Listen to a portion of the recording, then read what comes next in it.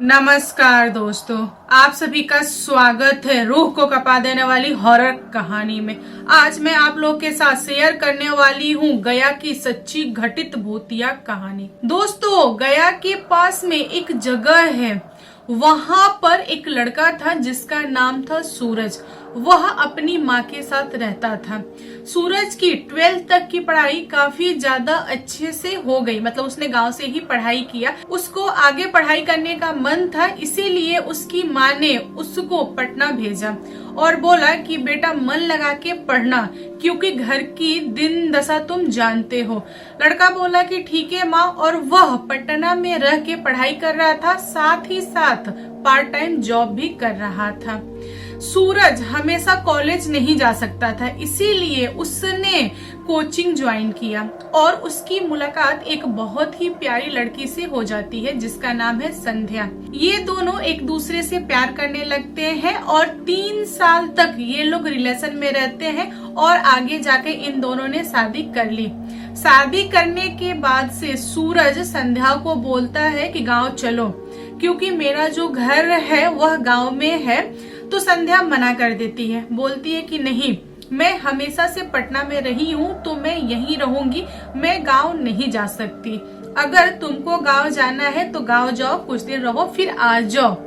यहाँ पर सूरज रेडी नहीं होता है पटना में रहने के लिए। वह बोलता है कि मेरी माँ अगर रेडी हो जाएगी पटना में आने के लिए तो मैं आ जाऊंगा, नहीं तो मैं माँ के साथ गांव पे रहूंगा, तुम अपना देख लो। यह सुनने के बाद से संध्या के पूरे बॉडी में मानो जैसे कि आग लग गई हो। संध्या चिड़चिड़ा के रह गई। उसने बोला कि नहीं, ऐसा कभी नहीं होगा। संध्या ने सूरज को धमकाया कि देखो तुम मेरे साथ रहोगे, अगर तुम गांव गए, अगर रिटर्न नहीं आए टाइम से, तो मैं तुम्हें फंसा दूंगी और तुमको रहना पड़ेगा, क्योंकि मैं तुम्हारी वाइफ हूँ। फिर सूरज ने प्यार से संध्या को समझाया और बोला कि देखो मेरी जो माँ है वह गाँव की रहने वाली है, उसको शहर पसंद नहीं आएगा और माँ बूढ़ी है, इसलिए मैं उसे छोड़ना नहीं चाहता। एक काम करो, हम दोनों गाँव चलते हैं, तो 3 महीना रहेंगे और माँ को किसी भी तरह से मना के पटना ला लेंगे। इस बात पर संध्या रेडी हो गई। संध्या जो थी वह ऑलरेडी 3 मंथ की प्रेग्नेंट थी और वह जाके गांव पे रही। उसका जो बेबी था वह 7 महीने का हो गया था। संध्या ने बहुत तरह से कोशिश किया कि उसकी सासू माँ पटना आ जाए रहने के लिए, लेकिन सासू माँ तैयार नहीं थी। उन्होंने अपनी बहू को एक्सेप्ट करने से मना कर दिया था, बट बेटा के मोह माया में उन्होंने अपनी बहू को रखा। सूरज की माँ का ये कहना था अपने बेटे से कि बेटा तू अपने कास्ट में करता, तू कहाँ का लड़की उठा के लाया, मैं इसे कभी भी नहीं अपना सकती। तब सूरज ने माँ को बताया और समझाया कि देख माँ, तू मान जा, वह माँ बनने वाली है, कुछ दिनों में अपने यहाँ बच्चा होगा, तू अपना ले, मेरा बच्चा है, तू कैसे छोड़ रही है, क्या तुझे मुझसे प्यार नहीं है। इस तरह की बातें करके सूरज ने अपने माँ के दिल के अंदर थोड़ा सा बहू के लिए प्यार मोहब्बत वगैरह जगाया। इधर संध्या गांव में रह रह के इरिटेट हो चुकी थी, उसका मन था कि वह आ जाए पटना। सूरज जो था वह संध्या को 2 दिन, 10 दिन, 5 दिन ऐसा करके रोक रहा था। इन दोनों के बीच में हर रोज लड़ाई होता था। एक दिन की बात है, संध्या और सूरज बहुत ज्यादा लड़ाई कर लिए। जो संध्या थी वह अपने भाई को बुला के पटना रिटर्न आ गई। अब सूरज इतना ज्यादा टेंस था कि उससे बर्दाश्त नहीं हो रहा था टेंशन, इसीलिए उस लड़के ने इवनिंग के समय पर कुछ उल्टा सीधा खा लिया। अब सूरज की पेट में बहुत ज्यादा दर्द होने लगा, मुंह से गाज वगैरह निकलने लगा। सूरज की माँ ने देखा तो उनका रूह तक कांप गया। वह डर गई और बेटे से पूछने लगी कि बता तूने क्या खाया है, क्यों खाया, क्या करूं मैं तेरा। सूरज की माँ ने गांव वालों को इकट्ठा किया और अपने गांव के नजदीकी हॉस्पिटल में ले जाकर उसको भर्ती कराने की कोशिश की, लेकिन हॉस्पिटल वाले जो थे उन्होंने सूरज को लेने से मना कर दिया। रीजन सिर्फ और सिर्फ एक था कि सूरज की माँ के पास पैसे नहीं थे। जो हॉस्पिटल का डायरेक्टर था उसने बोला कि देखिए आप अपने बेटे को पटना लेके जाइए या फिर कहीं और लेके जाइए, हमको कुछ लेना देना नहीं है, हम आपके बेटे को भर्ती नहीं लेंगे। सूरज की माँ डायरेक्टर के चरणों में गिर के बोली कि प्लीज बाबू साहब रख लीजिए मेरा बच्चा, नहीं तो दुनिया छोड़ देगा, इसको कुछ खाए हुए काफी समय हो गया है और यह होश में भी नहीं आ रहा है, मैं क्या करूं, मैं उतना दूर लेके नहीं जा सकती, मेरे पास पैसे नहीं है। तब डायरेक्टर ने बहुत ही कड़े शब्द का इस्तेमाल किया और बोला तुम बच्चा क्यों पैदा कर लेती हो जब यह सारा चीज नहीं हैंडल कर सकती। यह बात सूरज के कानों में पड़ी और सूरज की माँ रोने लगी। सूरज की माँ ने आंचल फैला के बोला कि प्लीज आप मुझे भीख दे दीजिए, बस मेरे बच्चे को बचा लीजिए। यहाँ पर जो डायरेक्टर का दिल था वह नहीं पिघला और डायरेक्टर जैसा बोलेगा वैसे ही डॉक्टर सब वगैरह करेंगे। बहुत सारे लोग इस चीज को देख रहे थे लेकिन किसी के अंदर हिम्मत नहीं हुई कि जो डायरेक्टर से उलझ जाए। यहाँ पर सूरज के माँ के पास कोई ऑप्शन नहीं था तो उन्होंने अपने नाक का खील, कान की बाली और पाँव में जो उन्होंने पहन रखा था पायल और बिच्छू निकाल कर डायरेक्टर को दिया, साथ में 1300 रुपए भी दिए और बोली कि मेरे पास बस इतने ही पैसे हैं, आप रख लीजिए, बाकी मैं धीरे धीरे चुका दूंगी। डायरेक्टर जो था उसने देखा मतलब ज्वेलरी थोड़ी मड़ी तो वह ज्वेलरी उठा के फेंक दिया और बोला कि अपने जैसा समझ के रखी हो, ले जाओ इसको, निकालो यहाँ से। डायरेक्टर ने गार्ड को बुला के सूरज की बॉडी को उठवा के और हॉस्पिटल के बाहर फेंकवा दिया।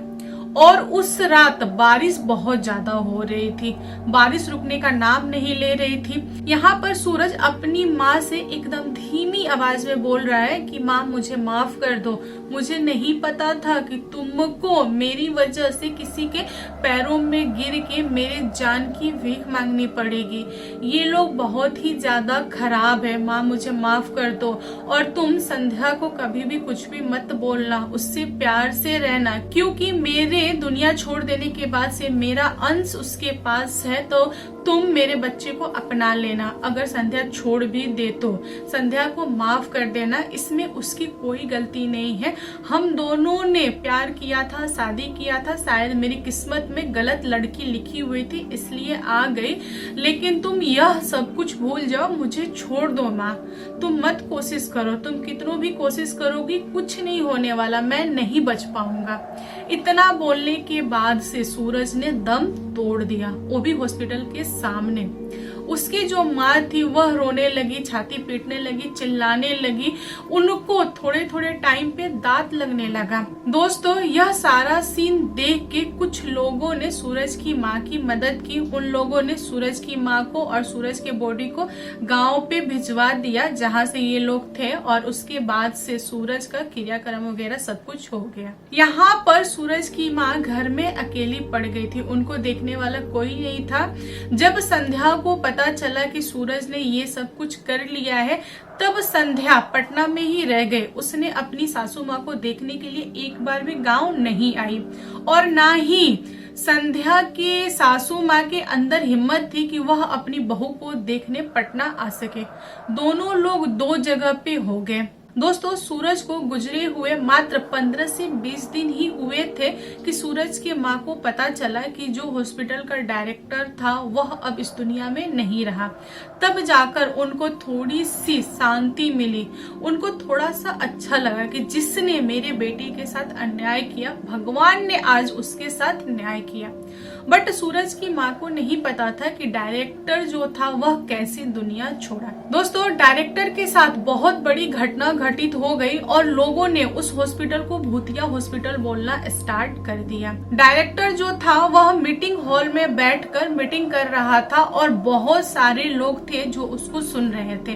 तभी वहां पर उसको कुछ दिखाई देता है दीवार के सामने और वह इंसान जो दिखाई दे रहा है वह चिल्ला रहा था कि प्लीज मुझे बचा लीजिए, प्लीज मुझे बचा लीजिए, मुझे बहुत दर्द हो रहा है, मेरे पेट में दर्द दर्द हो रहा है, डॉक्टर साहब बचा लीजिए, ऐसा करके चिल्ला रहा है। जो डायरेक्टर था वह बहुत ही ज्यादा घबरा गया, पसीने पसीने हो गया।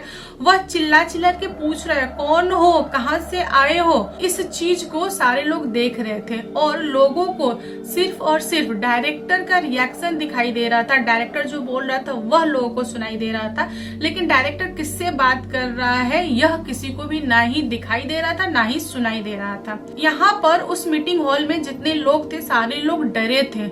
लोगों को समझ नहीं आ रहा था कि ये क्या हो रहा है। कुछ लोग तो मीटिंग हॉल छोड़ के चले गए, कुछ लोग वहीं पे थे। जो डायरेक्टर था वह हवा में उठ गया और हवा में उठने के बाद से डायरेक्ट नीचे गिरा।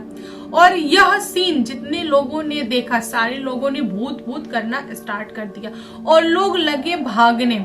उस हॉल की लाइट जलने लगी, बंद होने लगी, जलने लगी, बंद होने लगी। मतलब इस टाइप का भयानक सीन हो गया था। जो डायरेक्टर था उसकी अचानक से गर्दन घूमी और वह जमीन पे गिरा और गिरा ही रह गया। यह घटना बहुत ही ज्यादा भयानक थी। कुछ घंटों बाद बहुत सारे लोगों ने हिम्मत करके उस मीटिंग हॉल में गए तो उन लोगों ने डायरेक्टर को इस कंडीशन में देखा, फिर उनको निकाला वहां से और उसके बाद से जो भी अंतिम संस्कार वगैरह होता है उसकी विधि स्टार्ट कर दिया। और डायरेक्टर का जो बेटा था वह अमेरिका में रहता था और अमेरिका में एक अच्छा प्रसिद्ध डॉक्टर था। उसको पता चला तो उसने फ्लाइट लिया इंडिया आने के लिए। अभी वह रास्ते में ही था तभी डायरेक्टर की वाइफ का भतीजा जो कि उस हॉस्पिटल में ट्रेनिंग कर रहा था वह पहुंचा। जिस दिन डायरेक्टर ने दुनिया छोड़ा था उस दिन वह लड़का जिसका नाम रोहित था वहां पे उपस्थित नहीं था क्योंकि वह छुट्टी पे था। यहाँ पर जैसे ही रोहित ने डायरेक्टर यानी अपनी फूफा जी को देखा तो उसके अंदर एक आइडिया आया। उसने सबको दिखावा किया कि यह बहुत ही बुरा हुआ है, पुलिस केस करेंगे, ऐसा करेंगे, वैसा करेंगे। और जब बाकी डॉक्टरों ने रोहित को बताने की कोशिश किया कि भूत का किया धरा है तो उसने विश्वास नहीं किया और उसने बोला कि आप सब पढ़े लिखे हैं, कैसे आप इन सारी चीजों पे ध्यान दे सकते हैं, ऐसा कुछ भी नहीं है। उन डॉक्टरों ने बोला कि देखो जो कुछ भी हो आज के बाद से हम यहाँ काम नहीं करेंगे, हम छोड़ के जा रहे हैं। रोहित ने अपने फूफा जी के बॉडी को लिया और घर पे आया। जब उसका भाई अमेरिका से पहुंचा तब दोनों ने मिलके क्रियाक्रम वगैरह कर दिया। अगले दिन इवनिंग में रोहित ने बहुत ज्यादा ड्रिंक किया और वह हॉस्पिटल में आया और हॉस्पिटल को देख के मुस्कुरा रहा था और चिल्ला चिल्ला के बोल रहा था कि फाइनली यह हॉस्पिटल मेरा हो गया। फूफा जी तो रहे नहीं और उनका इकलौता बेटा जो भैया है वो तो अमेरिका में रहेंगे। इसका मतलब इसका वारिस तो मैं हुआ ना। अब आगे जितने भी पैसे होंगे सब मैं छापूंगा। पहले मुझे हिस्सा मिलता था, अब पूरा का पूरा हॉस्पिटल मेरा हो जाएगा। लोगों ने झूठ मूठ का अफवाह फैला रखा है कि यहाँ पर भूत है, कोई भूत वगैरह नहीं है। मैं सबको यकीन दिलाऊंगा और हॉस्पिटल पहले जैसा फिर चलेगा, फिर कमाई होगा और मैं पैसे ही पैसा छापूंगा। रोहित यह सारी चीजें बोल रहा था, सोच रहा था, मुस्कुरा रहा था और हॉस्पिटल का हर एक कोना घूम घूम के देख रहा था। तभी रोहित को महसूस हुआ कि उसके पीछे कोई इंसान खड़ा है और चिल्ला चिल्ला के बोल रहा है कि मुझे बचा लो, प्लीज बचा लो। तब रोहित ने पूछा कि कौन हो, क्या हुआ है तुम्हें, क्या चाहते हो? तो उस इंसान ने बोला कि मेरे पेट में दर्द हो रहा है, मुझे बचा लो, मैं नहीं बचूंगा। और जो लाइट थी ना वो जल रही थी, बंद हो रही थी। मतलब एकदम भूतिया वाला सीन हो गया था। यहाँ पर रोहित थोड़ा थोड़ा डर रहा था। उसने बोला कि नहीं, तुम्हारा इलाज यहाँ नहीं हो सकता, तुम यहाँ से जाओ, मुझे परेशान मत करो। तब उस इंसान ने सवाल किया जिसके पेट में दर्द था कि तुम डॉक्टर हो ना? तब रोहित ने बोला कि हाँ। तो तुम अकेले इस हॉस्पिटल में क्या कर रहे हो? तब रोहित का जवाब आया कि देखो भाई, मेरा सर मत खाओ, तुम यहाँ से जाओ। बार बार उस इंसान के पूछने पे रोहित ने बोला कि लोग झूठ मूठ का अफवाह फैला दिए हैं कि यहाँ पर भूतिया कांड हुआ है, भूत प्रेत वगैरह है, लोग हॉस्पिटल खाली करके चले गए हैं। सिर्फ और सिर्फ 1 से 1.5 दिन ही हुआ है इस हॉस्पिटल को बंद हुए, मैं इसको दोबारा ओपन करूंगा, भूत प्रेत वगैरह कुछ भी नहीं होता, तुम यहाँ से जाओ। तभी अचानक से वह इंसान हंसने लगा जिसके पेट में दर्द था और वह इंसान कोई नॉर्मल इंसान नहीं था, वह सूरज की आत्मा थी। सूरज की आत्मा ने जिस तरह से डायरेक्टर को मारा था उसी तरह से रोहित को मार डाला। अब अगले दिन जैसे ही डायरेक्टर के बेटा को पता चलता है कि उसके भाई के साथ यह सब कुछ हो गया है तो वह हॉस्पिटल भागता हुआ आया और अपने भाई की बॉडी को लेके गया और जो भी क्रियाक्रम होता है वह सब कुछ किया। फिर डायरेक्टर के बेटा ने फैसला किया और अपनी वाइफ को बोला कि देखो हम लोग तो अमेरिका में ही रहेंगे तो क्यों ना इस प्रॉपर्टी को किसी और को बेच देते हैं, फिर हम लोग चलते हैं। डायरेक्टर की बहू ने बोला कि देखिए आप वो प्रॉपर्टी के पीछे मत पड़िए, जो होना था वो तो हो गया, मम्मी जी को लेते हैं हम लोग और अमेरिका बस जाते हैं, इस प्रॉपर्टी को जाने दीजिए। तब डायरेक्टर के बेटे ने बोला कि नहीं, पापा ने बहुत ही मेहनत से खड़ा किया है और बेचेंगे इसको तो कुछ पैसे हमें मिल जाएंगे। ये दोनों कुछ महीनों तक इंडिया में रहे और बहुत ज्यादा कोशिश किए कि हॉस्पिटल को किसी को बेच दे, बट कोई भी खरीदने के लिए तैयार नहीं था। बाद में हार कर इन लोगों को अमेरिका जाना पड़ा। उस दिन के बाद से जो हॉस्पिटल था वह वैसे के वैसे ही सुनसान पड़ा रहा। तो दोस्तों आप लोग बताओ आज की कहानी कैसी लगी। कहानी पसंद आए तो प्लीज लाइक एंड शेयर कीजिएगा और मेरे चैनल पे न्यू आए हो तो चैनल को सब्सक्राइब करना। Thank you, bye bye.